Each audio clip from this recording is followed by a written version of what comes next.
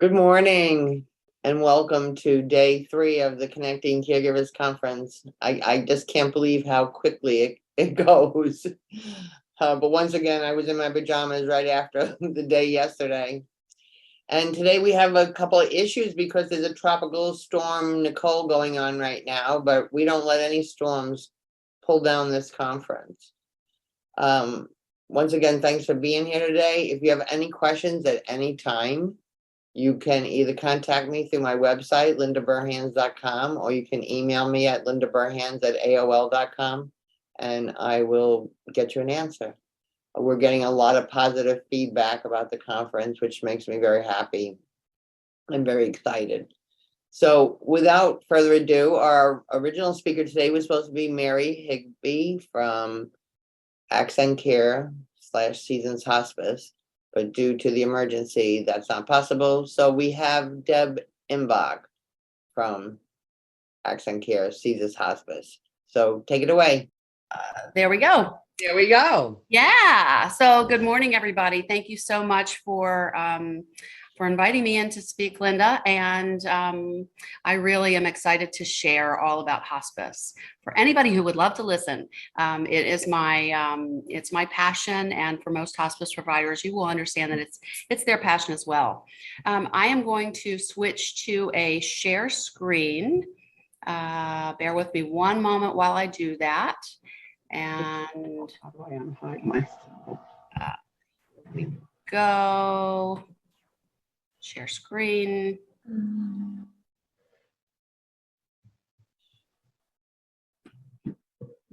What did you share? When I went into my 3 little pins, okay, I did hide self view. Yes.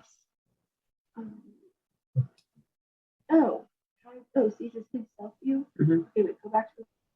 Are we okay, Lisa? Oh, there we go. Okay. All right. So thank you again. And am I sharing my screen? I don't see my screen up. We see it. Oh, you do? Okay, perfect. Or I see myself, which is a little frightening, but so I'm here to speak to you. Lynn was very specific. She goes, I just want people to know that hospice is not a dirty word. It is not bad. It has a lot to offer. And I hope at the end of this presentation, you will be able to say, wow, I didn't realize that about hospice. So let me go to the next slide. This is a picture of Piper Vanderlee. She is our Director of Patient Experience. And this is a really great picture of what hospice is. For this person, she was brought to our hospice from a hospital. She was brought to our hospice house from a hospital. And she didn't live in this county. Her family was out of this county. Her family could not afford to come to this county to visit her. So any efforts at placement in our county would have been very difficult. One of the things that she loved to do was to go to Clearwater Beach when she visited our county. And we realized that she wouldn't have many opportunities for this moving forward. And we had 2 goals for her. One goal was to get her to Clearwater Beach, no matter how hard that would be for us. And then the other goal was to get her back home. And I'm happy to report that we were able to get Stacy to Clearwater Beach. She had you'll see a picnic basket right there. She had a picnic basket filled with corn dogs, her favorite thing, and coleslaw and some lemonade. So we were able to give that to her, that gift of life to her, and we were able to get her placed back in her county, and her family was able to be with her in her final days. I believe Stacy is still alive, so she's had a wonderful hospice journey. Just some kind of hard facts about hospice. Where did hospice come from? It's been largely a volunteer movement all throughout the world. Prior to the United States opening their first hospice, there was a pioneer named Dame Cicely Saunders, and she came to Yale and she talked about dying and specialized care that dying people need. It was completely opposite anything that anybody had heard. And it took quite a number of years for us to wrap our arms around it. And the next person who did wrap their arms around it was Elizabeth Kubler-Ross, who most of you are probably familiar with. And she wrote on death and dying. I know that was a mandatory read for my nursing school. Most physicians have to read it. Most clinical people are required to read that. Most people have read it, regardless of your profession. So that's a very good book that introduced to us the stages of death and dying, the grief stages. In 1974, Florence Wald, 2 pediatricians and a chaplain were bold, brave, and they decided they were going to establish a hospice in Connecticut, and they did so. The political people identified, I apologize, my hand slipped off my slide. The political people found out about it, and they were looking for funding because they thought this is a wonderful thing, but it failed. So then we go to 1978, and the government took notice. Hospice was growing. And then the U.S. Department of Health and Welfare initiated to identify and report the findings of the hospice movement. It's almost like it was a 60s or, well, it was in the 70s, but it's almost like it was a movement that maybe shouldn't be happening or needed some oversight. So in 1979, HCFA, the Healthcare Financing Administration in Maryland, initiated a pilot program for 26 hospices in 16 states. And that really springboarded the hospice movement in the country. In 1982, Congress enacted the Medicare hospice benefit. They realized that hospice had been volunteer, hospice had no standards of care. Hospice was whatever it was in the moment for that hospice group of people who were providing the care. And they felt that they needed to give hospice its due, establish some standards of care, and to reimburse people for the care that we were providing. At the end of this presentation, I hope that you will be able to identify some of the important components of the Medicare hospice benefit, understand the type of care that we provide, and realize that there's significant expertise that exists for you in hospice care. Appreciate the important ways hospice improves life and adds to end of life, and be able to identify when you need a hospice and be more comfortable reaching out to see how hospice may benefit you or your loved one.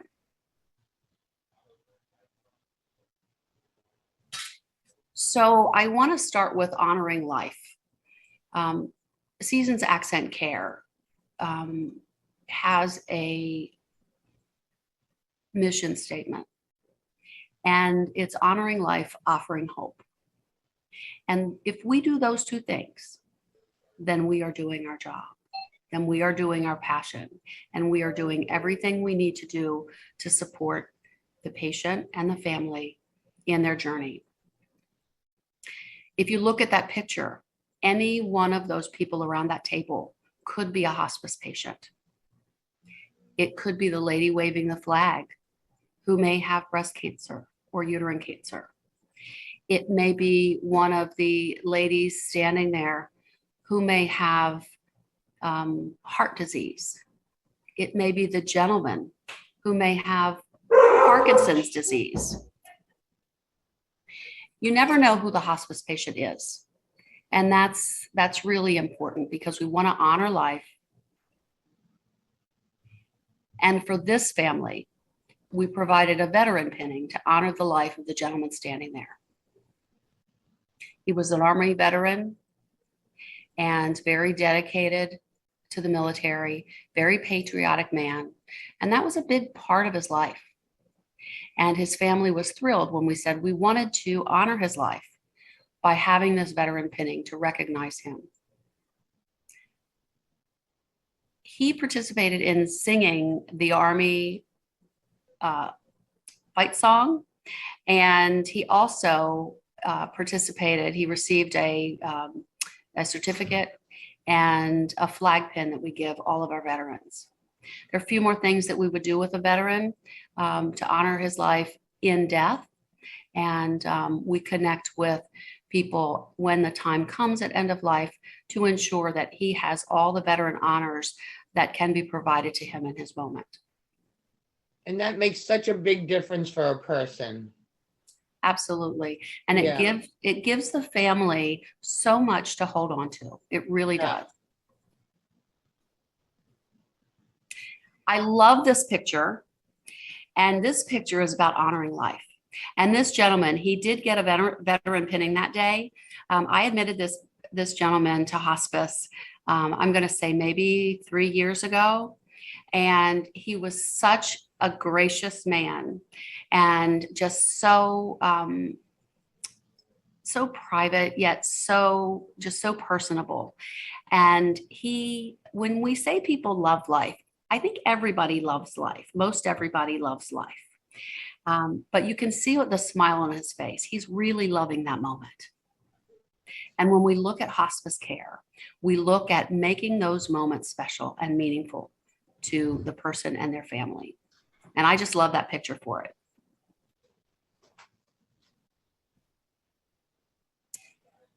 This picture that I share with you, this is my reframing hope or offering hope picture. When you look at this picture, you see a couple. You assume they're a married couple and they're fishing. Maybe it's a fishing wish. The story behind this, these are two strangers. And we found out through our nursing team that both loved fishing. Both had missed fishing. Both were not in good medical condition. And we decided we needed to put together a special day for them. They made great friends. That day, they connected on a level. And for a good number of months after this trip, they corresponded, they called one another. Yes, they were both married, they had family, but they were special friends and they had a special bond. And that's the type of hope that we would like to reframe for people, because we're not marching into death to put our arms around death. We're walking toward death with a family in their journey to offer them hope and to reframe what hope looks like for them. It might not, for a 48-year-old woman who's got uterine cancer and 2 children and a husband, hope is very difficult to reframe.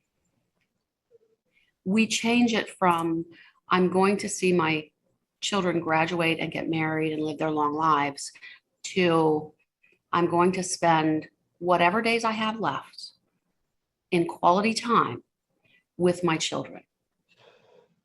And a great example of that is a very dedicated staff. I ran a hospice back in Maryland, and my staff were taking care in the inpatient center of a woman who was about 38 years old, and she had devastating pancreatic cancer. And this woman we knew she had days to maybe a week or 2 left. Her father came to me, devastated. He's got 2 grandchildren he has to raise now. And in talking to him and talking to his daughter, we got to know them personally and got to know what was important for them.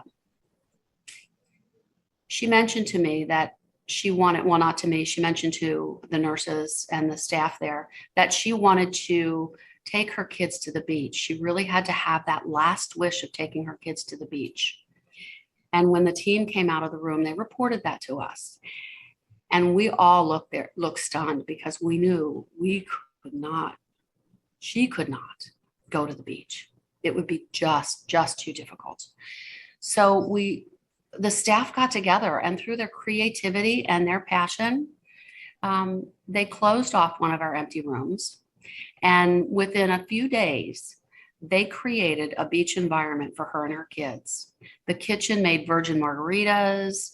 They cooked beach food, corn dogs, all kinds of things, French fries. They had vinegar. Back in Maryland, vinegar is a big thing on French fries. And they had all the kids' special foods and the patient's special foods. They turned up the temperature in the room. They decorated the entire room. They had a plastic pool with sand, and they buried seashells for the kids. That mom had her moment. at the beach. And it brought tears to our eyes to watch her just soaking in her children that day. And she declined very quickly afterwards. And her father was so grateful for those moments. And that's what hospice is. My heart, you have me crying now. It's hard not to cry. It really is. Yeah. It's hard not to cry because we reach out for those moments that are so important and so cherished. And we try to give value and to bring people to those moments. And it's not, we don't focus on the illness. Right. I think that's the big difference. And it's okay to cry. And it's okay to cry. We embrace it. One of my best friends, when I was very sad, she looked at me and she said, "You of all people should know there's strength in tears." Yes. And I share that with people because boy, is there strength in tears. Yeah. In hospice, we support you. We prepare you in the face of your grief. We're a passionate team that is there to support you. This is not a job. We're there to support you to find what's really important for you. And through the emotional, spiritual, and psychosocial support that we give, we make that promise to you that we will provide the support that you will allow us to give you. We also open doors to model meaningful death and to remove the images of death that people have, whether it's through media or video games or whatever. I recall an instance in my early days when I was an on-call nurse, and I was called, it was a tough week for me. I had 2 patients die back to back, young women with breast cancer, and my sister was just diagnosed with breast cancer. And I walked into one home, and the lady was having trouble breathing, and her husband was there. Her son was downstairs, and her parents were there. And I worked with them, and I, got her symptoms under control. And I went downstairs to talk to him and to her parents, and they shooed her child away and told him to go to his room. He was 10. Looked as scared as could be, and I talked to them, not necessarily about the symptoms, but about her son. And at the end of that visit, they couldn't bring themselves to sitting at bedside with the boy. But I asked them if I could. And we sat there, and he held his mom's hand, and he talked to her. And he had his moment that he needed. Yeah. That sometimes families can't do. And it's okay. Yeah. Deb, somebody just asked in the chat, how do you feel about end-of-life doulas? We partner with end-of-life doulas. We do. We welcome them. I've worked with one end-of-life doula, and she really paved the way for us. She got involved very early when someone got their preliminary diagnosis. I mean, she had been with them for a little over a year, and then they were brought under hospice care. She had done a lot of our work for us.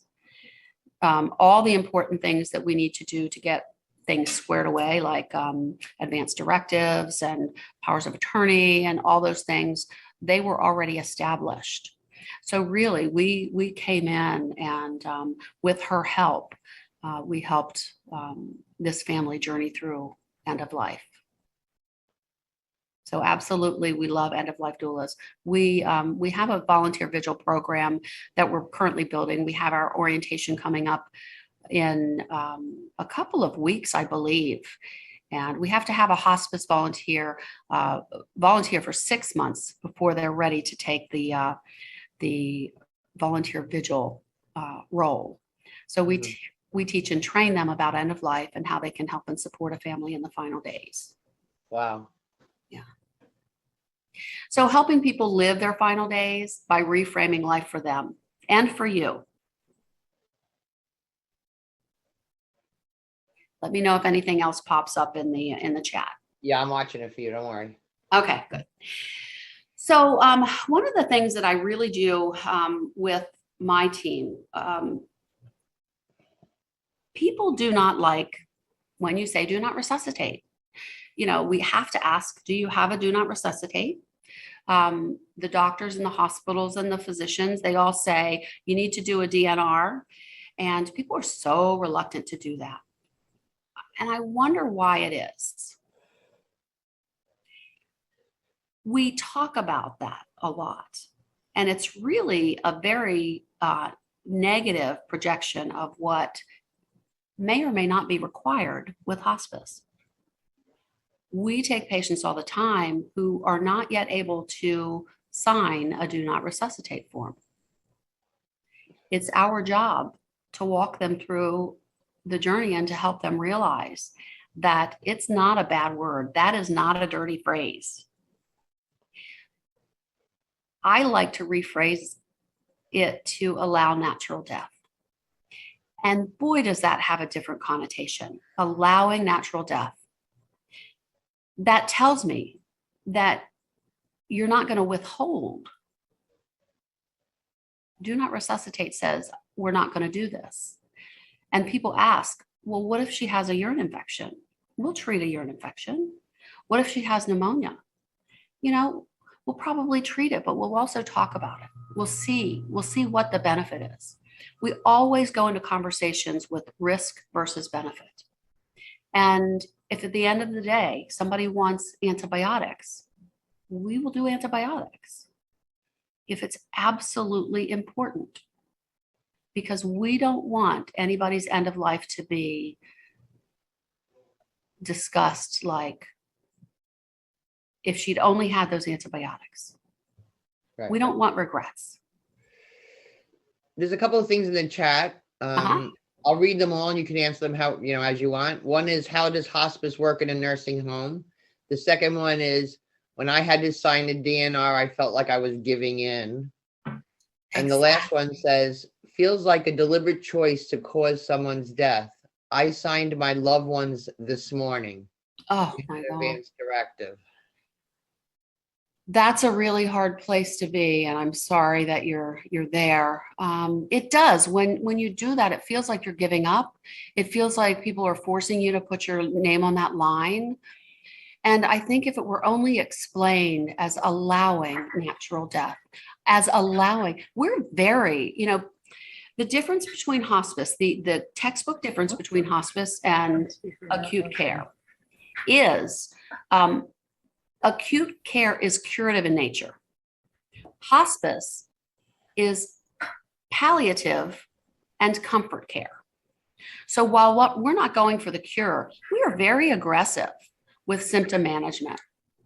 And if you have confusion because you have a urine infection, we're going to treat the urine infection if it makes sense for you. So allowing natural death is allowing natural death, but not withholding treatment by any means. And just because you sign a DNR doesn't mean we're going to start morphine. Everybody knows that morphine worked. I'll get to that a little bit later. How do we practice in a nursing home? We treat it like a patient's home because that is where they're living. We collaborate with the nursing staff. Our doctors, our hospice doctors, do not have privileges necessarily in all nursing homes. So you would retain your regular doctor in the nursing home, and that doctor would tell me whether or not he wants me to manage the entire patient's care or just the hospice end of it. Even with that doctor on record, even if he says to us, I want you to do everything for the patient, we still collaborate with him because he's the attending physician. So the care continuum that you have, whether it's in a nursing home or assisted living, that continues to exist, and we work with them. Did that answer your question? I think so. We have another one here that says, quality instead of quantity. I repeated this a lot to a husband of a lady I cared for. He got close with the staff at her assisted living, and he was a doctor. Once he understood that it was better to have shorter good days than more bad days, he signed the paper. Yes. And then another person said, when the hospice social worker and nurse explained that if chest compressions were used to revive a patient with cardiac arrest and then revived, the most likely will have great pain from possible broken ribs. That happened to me. So then I signed the DNR for my husband. Yes. You know, we do, nurses tend to go into the vivid descriptions of CPR. You've seen it on the television. And things do happen in CPR. You will break ribs to do effective CPR. You can puncture organs below the ribs. And a healthy person surviving resuscitation, I think the survival, I don't know what the survival rate is anymore because they have all these fancy things to help them. But the survival rate is not 100%, nowhere near 100%. For somebody who has an illness, for my age, 63, healthy, don't take any medications, the likelihood of me surviving resuscitation drastically reduced because of my age, and I'm healthy. If I have hypertension or heart disease, we're looking at most people surviving resuscitation with meaningful life less than 1%. Wow. So when we look at that, people think that they're going to get resuscitated and they'll have mama back the way she is. And that just doesn't happen with people who have life-limiting illnesses. Yeah, you're right. We have, I pulled this picture of the team because this is what we do. We don't just willy-nilly give hospice care. Weekly, we come around the table and we talk about patients and we talk about their loved ones and we talk about the struggles in the home or the nursing home. We talk about some of the barriers that exist and we establish plans around those barriers. And we try to do the best job for you that we can. We have a little banner in our IDG room and it says, it's the patient or family. And we keep that chair there because even though the patient and family isn't sitting around the table, I want to make sure our conversations honor that patient and family every single day that we sit around that table. And our goal is to guide you through choices so that your wishes are heard as a top priority. Any more questions? No, we're good. Okay. But one person just said, wait a second. Okay. As a nurse, I had difficulty letting go of his doctors and relying on the one in charge of hospice. I now know I have now been with hospice for my husband for 6 weeks and I am feeling more at peace. And then the other person said, I had difficulty with my mom and me coordinating with nursing home for hospice. I'll take the first comment first. When I hear that you have to kind of let go of your hospice doctor and go with, or the primary care doctor that you've had a relationship with for so long, and then go with the hospice doctor and you had difficulty with that. That's not what should happen. You have relationships with doctors, and AccentCare Hospice puts great value on the primary care provider because that person has usually known that patient and that family for a long time. They are trusting their patient to our care. We do not want them to walk away. We want them to continue to be involved. It may be very little, but the relationship is still there. And to make sure we keep that doctor on as the attending physician. We don't make people flip over to our hospice doctor. That's not necessary for hospice care. Federal regulations indicate that you can choose your hospice physician, and it doesn't have to be the hospice doctor. So some hospices just want you to do that because it makes it easier in getting paperwork signed because they can do it in-house. But we go through the lengths of connecting with your doctor so that they know what your plan of care is, so that they can participate in that plan of care. That's really important. And then the second comment, I'm sorry. She said, That's a soapbox for me. Mom and then coordinating with nursing home with hospice. The nursing home took precedence. And that's unfortunate. We should be working together, and we should have the same goals.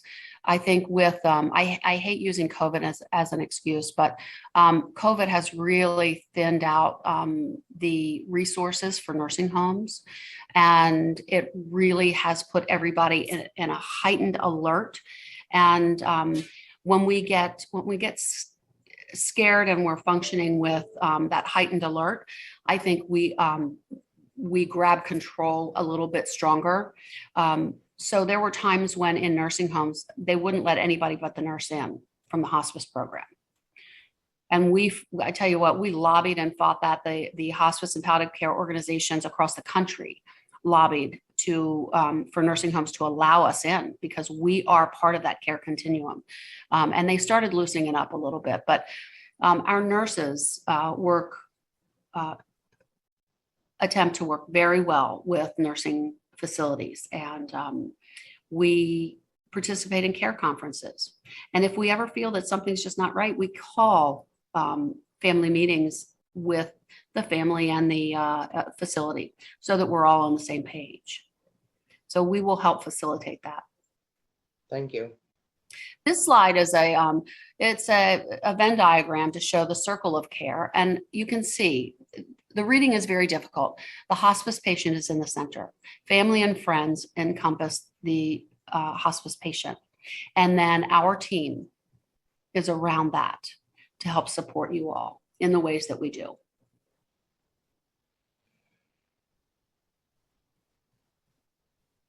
I'm going to go over some myths. The myth is that hospice patients die within the next few days of bringing them into hospice. And the fact is, we've actually had studies that prove that, and it was this one particularly was published in the Journal of the American Medical Association, JAMA. COPD patients referred to hospice lived considerably weeks to a month or two longer than those who weren't referred to hospice. Wow. And it's because with hospice, we reduce unnecessary medications with side effects that we really don't realize we're having. And we make sure the patient's taking exactly what they need to be taking. And we provide social stimulation. All of a sudden, we're honoring their life. We're offering hope. We're doing all the good things. And their life is improving. And Deb, people can graduate from hospice, right? Absolutely. We actually have about 2% of our hospice patients for the first quarter of, I just presented these stats yesterday, for the first quarter of this year, graduated from hospice. And that is a good day. Yes. That is a very good day. Medicare says that somebody needs to have I have a typo, a prognosis of 6 months or less. The caveat is that Medicare is rethinking that because they realize that the earlier the referral, the better. And they're looking at increasing that to 1 year or less. Now, when we look at a patient and we say, the question we ask is, would I be surprised if you remained alive in 6 months? Or conversely, would I be surprised if you died within 6 months? That's my first question that I ask myself when I meet a patient. In my head, I ask myself that. And if my answer is, I wouldn't be surprised if they were gone in 6 months, then I go into a fact-finding mode. And I look at their medical history. I look at what's going on with them, identify what I think might be the cause of their death, and talk it over with the doctor. And we deem whether the patient is eligible or not. Hospice can be incredibly beneficial if you have access to care longer. Because with increased lengths of time, you can get to know our team, our social worker, who doesn't just worry about finances. They are trained therapists. They work with grief, anticipatory grief. They work through some of the, unsettled feelings that someone's having.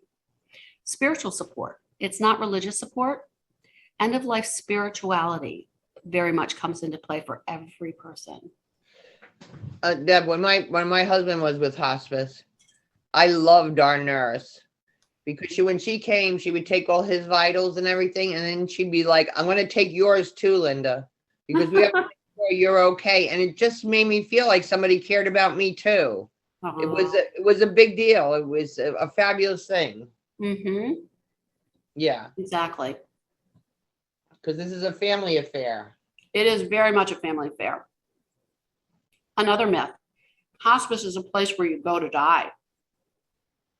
Actually, hospice is a philosophy of care. We provide hospice services in homes, in assisted living facilities, anywhere that a person considers home, under a bridge, behind a warehouse. We have been proud to provide care to about, maybe 5 or 6 homeless people in Pinellas County.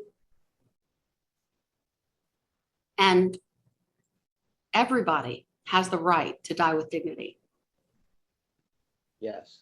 And that is what we profess for every single patient in Pinellas County, every single person in Pinellas County. Everybody has the right to die with dignity. It doesn't matter where you come from, what kind of housing you have, facility.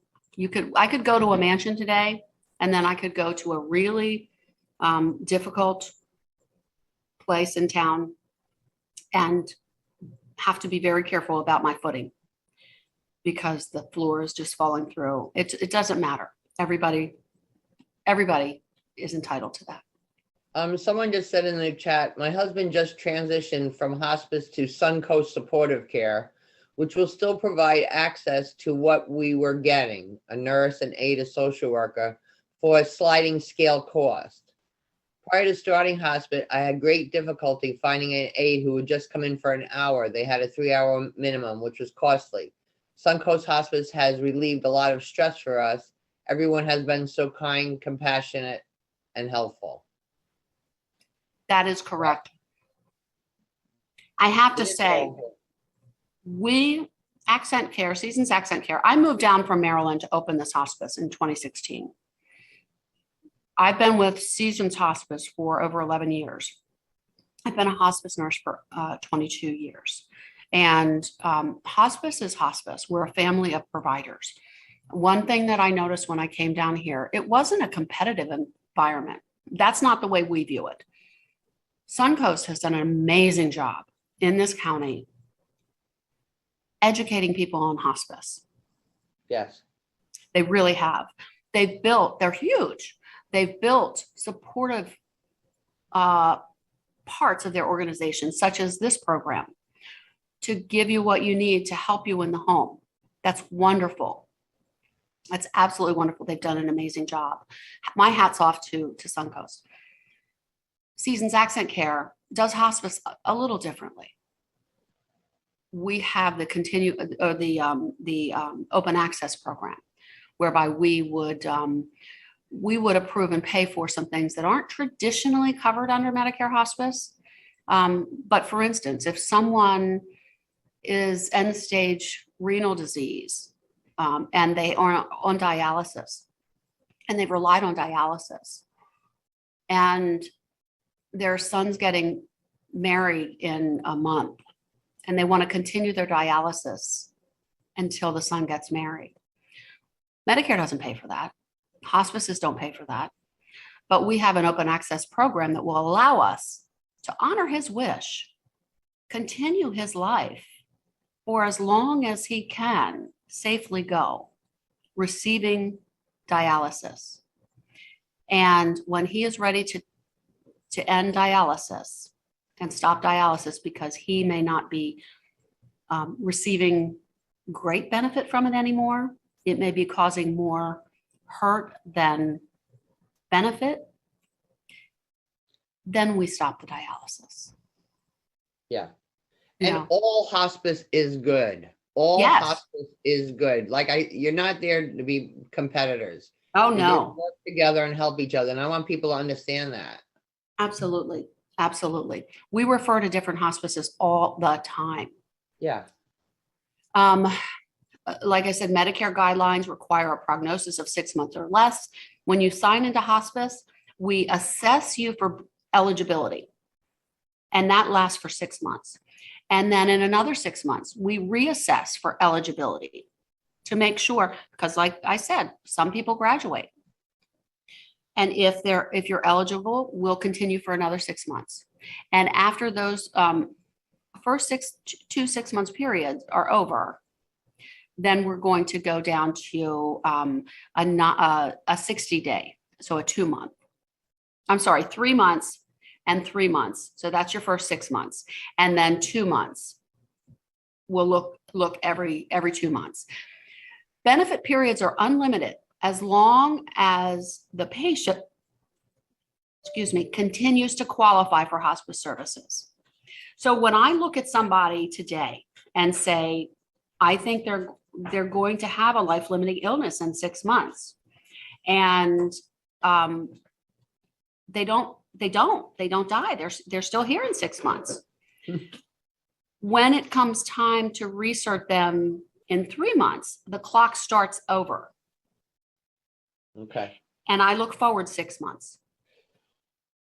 And then in 3 more months, I look forward 6 months. Okay. And then every 2 months afterwards, I put my glasses on to look forward 6 months based on decline that we've seen. So benefit periods are unlimited. Do we like to have people in service for years? Medicare looks at us very, very closely when we do that. So no, but if we have a good argument that somebody could have a sudden heart disease is perfect for this. You never know when somebody's going to have a cardiac event, especially for somebody who's debilitated. So I can argue that all day long. Example, we discharged a patient in my Baltimore program. He had been on service for almost 3 years, and he was young. And he had this life-sustaining vest on, and he didn't wear it all the time. Not 2 weeks after we discharged him, he died. Wow. You don't want to do that. Who pays for hospice? Medicare recipients. Medicare recipients are paid at 100% with no copays for all hospice-related care. When you sign consents for hospice, you are signing over the acute curative care part of your Medicare benefit. And now everything is going into hospice. We get paid on just a daily rate. They don't pay us more for some people and less for other people. They pay us the same no matter what we do. They've just started a reimbursement that pays us a little more at end of life because they know that we really, really put our arms around people at end of life, and it is much more costly work. So they have shifted the reimbursement for that, but it when people say, oh, you get paid more for this one or for that one. No, if people get their EOBs from Medicare and say, oh my gosh, they paid you this amount per day. I don't make that payment up. That is a Medicare payment that's been established by Medicare. Every single hospice gets that reimbursement, and that's what they've determined hospice care to cost. So when you elect services and you decline chaplain and music therapy and those kinds of things, it's all in the benefit. And it might seem like you're not getting a lot of care, but we cater that care around you. Many commercial insurance providers and most Medicaid plans cover hospice at little to no cost to the patient. You may have a little copay, most don't. In the event that somebody does not have insurance coverage or their insurance does not cover hospice, we would do a financial assessment and determine ability to pay. If there is not an ability to pay, charity care is a big component of every hospice. We would never turn down anybody for inability to pay.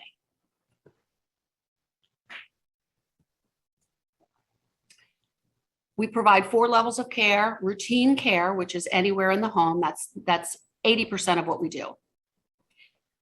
We offer respite. Medicare allows and will pay for 5 days of respite.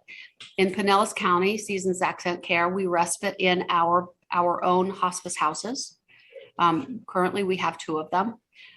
Sometimes, if those houses are full, sometimes we could respite in a nursing home as long as it's Medicare certified. 5 days of respite. General inpatient. We have general inpatient care for the sickest of our sick, for somebody who needs a symptom to be managed and it cannot be managed in the current environment. So Suncoast did a really good job of teaching about hospice. The majority of people, the impression that majority of people got is that you go to a hospice house and you die.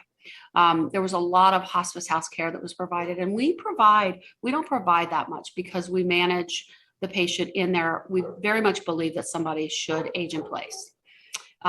We will move a patient to our inpatient center if we really have difficulty managing the symptoms: agitation, shortness of breath, restlessness, abdominal pain, anything. We will move, with permission, move them to our inpatient center. We also have crisis care, which is usually called continuous care, but I want to caution people, it is not continuous. It is minimally 8 hours of care in your home. It can be up to 24 hours of care. And the hospice nurse is at bedside. Usually that nurse is a contracted nurse who is contracting with the hospice agency, and they're monitoring the patient and giving the medications.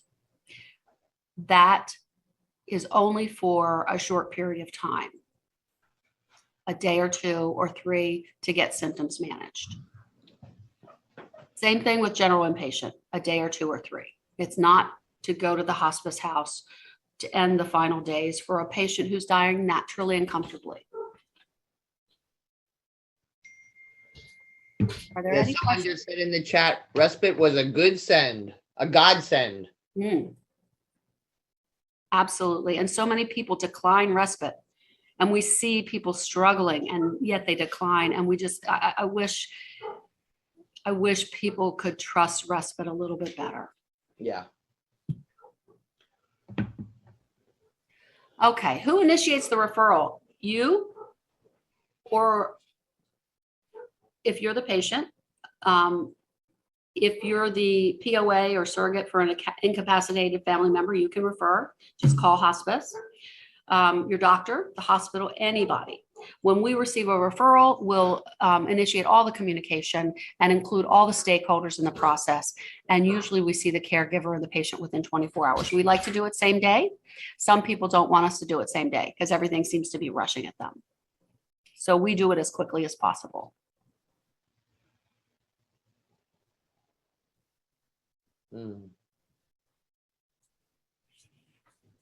And the last thing I want to leave you with is hospice is a gift.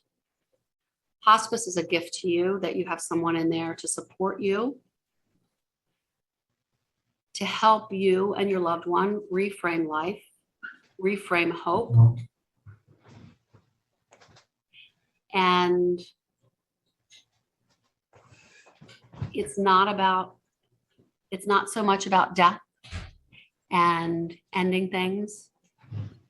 It's about supporting life for as long as life will support.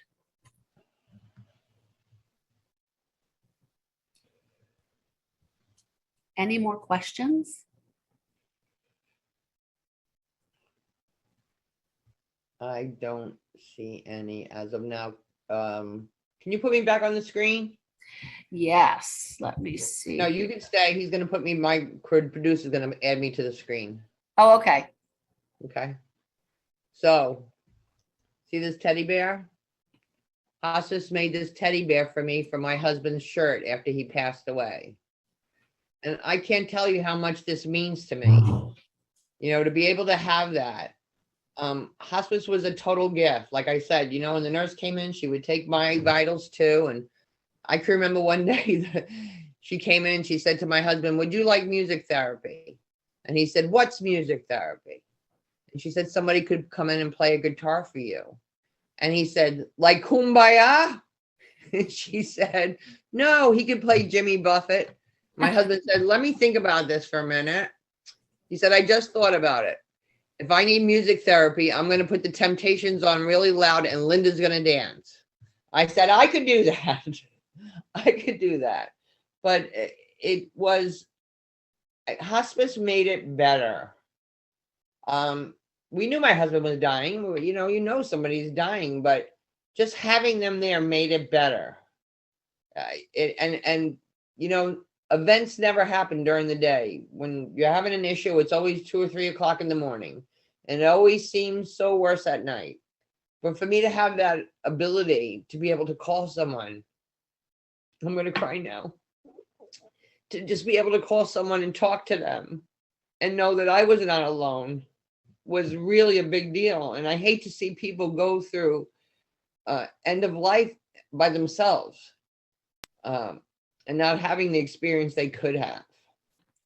Linda, I think you make a very good point. I started my career as an on-call nurse, and one of my girlfriends that I used to do trauma nursing, and she coerced me into coming into hospice because I was an emergency department administrator. I ran emergency departments. I was the glory girl. I save them and all this stuff. And I really didn't want to work hospice. And finally, I went to interview for hospice, and I knew it. I felt it in my heart. I needed to be with hospice, and I never looked back.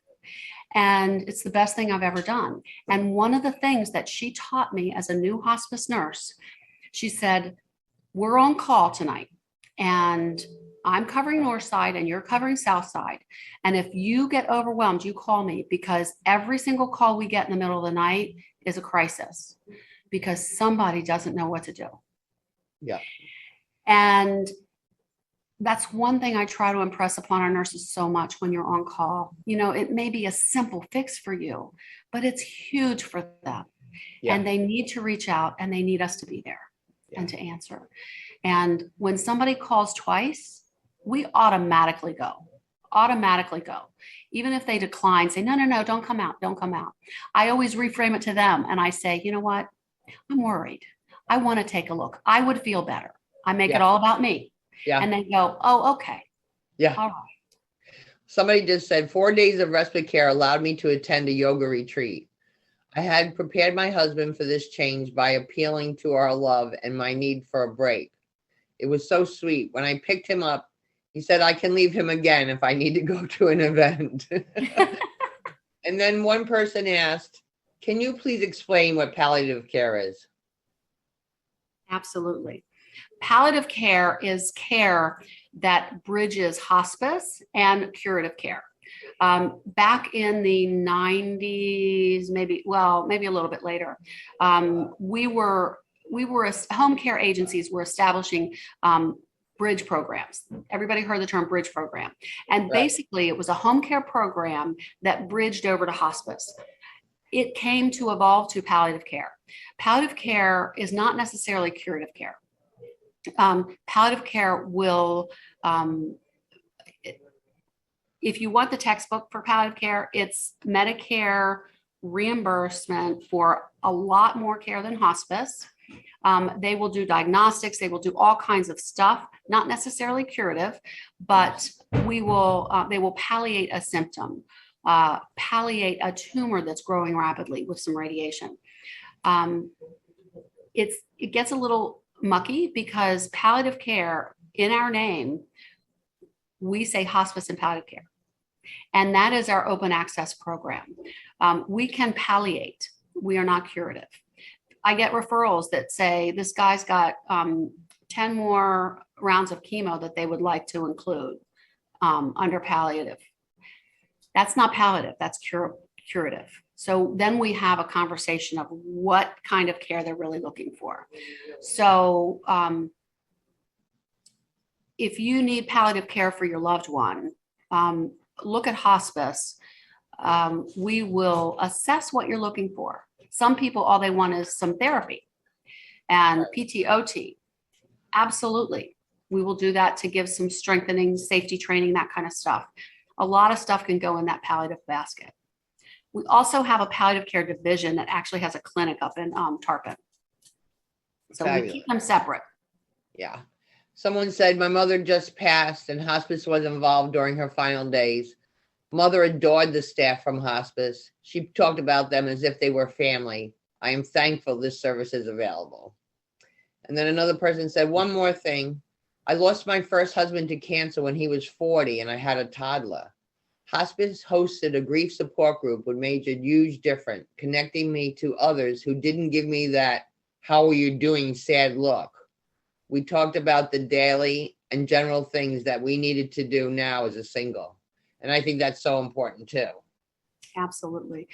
We have 3 new support groups that we are opening up because as I tell my team, hospice work is one-on-one. Bereavement support is exponential. Right. You have one hospice patient and you have a family who need bereavement support. And that is exponential. So the more bereavement support we can get for individuals, so valuable. You know, when my mom passed away, well, this is a long time now, I went to a support group and it was just for women who had lost their mothers. Mm-hmm. And the coolest thing was there was probably 15 in the group and 9 of them, our mothers were born in Brooklyn. Because, you know, everybody from New York moves to Florida. Mm-hmm. But it gave me such peace. Yeah. And you know, it was my mother. And when you're talking about your mother, you want other people talking about their mothers. It was a really good thing. Right. Yeah. And you also have set programs for children too, right? We do. We have a bereavement camp called Camp Kangaroo, and that's for any child who has a loss, whether it's a hospice related loss or not. And we hold that every year. We've had to do it virtually through because of COVID the past couple of years, but we're going to open up again this year. Our first Camp Kangaroo was at the Clearwater Aquarium. Wow. So we try to do a really fun venue for the kids. They do a tremendous amount of work, really hard bereavement work. We staff it with our PE staff, and at the end of the 2.5-day event, these kids have made friends. These kids have built a network, and they finish with a camp song. They actually build this camp song and they sing it at the end of camp for everybody. And it's awesome. They really pour their hearts out. Yeah. When my 2 grandchildren, when their dad died, they went to a similar program to that. And I know it was really a way for them to open up. It really was a fabulous thing. Yeah. So Deb, thank you so much for being with us today. I so appreciate you. I think a lot of people got good information here about, there's one last question. Let me ask. If someone has cancer and is not taking treatment but appears healthy, would that be palliative care referral? It would depend. I would take a look. So many types of cancer can be in remission for a long, long period of time. So it might be too early for hospice, or maybe they don't need palliative care either. It depends on the person. And then one last question. What ages does your camp cover? We cover, oh my goodness, I think we have the smalls, and the smalls are maybe 6 or 8. So it may start that age and it goes up to, I think we had some 15, 16-year-olds. Okay. One last comment. Thank you for this beautiful presentation. It reaffirmed my love for hospice and how amazing it is for our patients and families. Oh, well, it's been an honor. Thank you so much. And this is my soapbox and this is my passion, and I just love it. And Linda, thank you for offering the opportunity to me to come on. Thank you, my friend. God bless you and have a delicious day. Thank you. You too. Bye. Ooh, now I gotta regroup myself here. It was a little teary there, but like I said, it's okay to cry. Tears are good. I tell that to my caregivers all the time.